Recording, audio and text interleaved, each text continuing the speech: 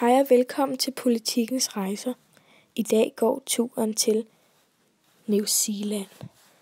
New Zealand er et land med fantastiske natur- og adventureoplevelser. Tag på opdagelsestur i regnskove og på gletsjere. Oplev gejser og vulkaner, ro i kajak og svømme delfiner. New Zealand er et spændende rejsested for familier med autocamper og folk, der interesserer sig for klima og kultur. Det er et af de få steder på jorden, hvor du både kan opleve bjerge, vulkaner, strande, regnskov og sne på én dag.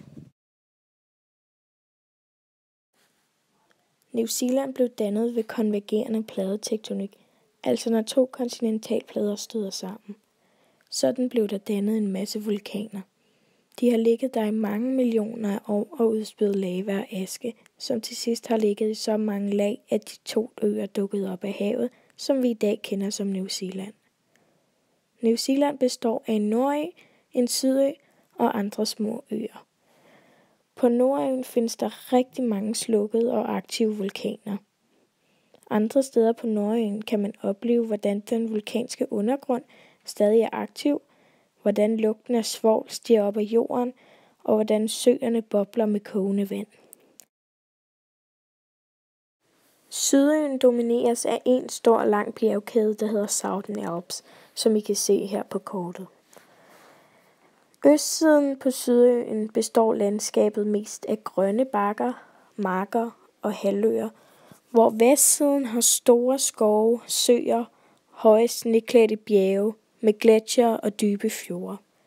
På den nordlige del af Sydøen findes der flotte hvide strande og blå laguner. Det meste af Sydøen er ubeboet, og derfor bruges rigtig mange sletteområder til foregræsning. New Zealand ligger mellem 30 og 50 grader sydlig bredde. New Zealand ligger på den sydlige halvkugle af jorden, i modsætning til Danmark, der ligger på den nordlige halvkugle. Det gør blandt andet, at når Danmark har sommer, har New Zealand vinter og omvendt. New Zealand ligger faktisk i 2 forskellige klimabælter. Det øverste af Nordøen ligger inde i det subtropiske bælte, hvor Sydøen og resten af Nordøen ligger i det tempererede bælte. New Zealand ligger også rigtig tæt på Antarktis, hvor hullet i ozonlaget er stort, så om sommeren skal man virkelig passe på med ikke at blive for solbrændt. Det, at New Zealand ligger så tæt på Antarktis, påvirker også vejret der.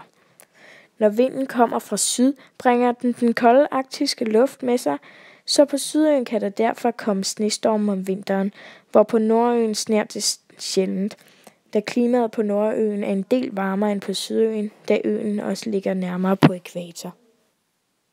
Den blå graf viser antallet af nedbørsdage, altså gennemsnittet af antal dage, det har regnet i New Zealand per måned. Den orange graf viser gennemsnittet af solskinstimer per dag, hvor solen har skinnet. Man kan se modsat til Danmark, at vejret er bedst i november, december, januar og februar, da New Zealand, som sagt tidligere, har sommer, når vi har vinter og omvendt. Når man tager til New Zealand, skal man også passe lidt på.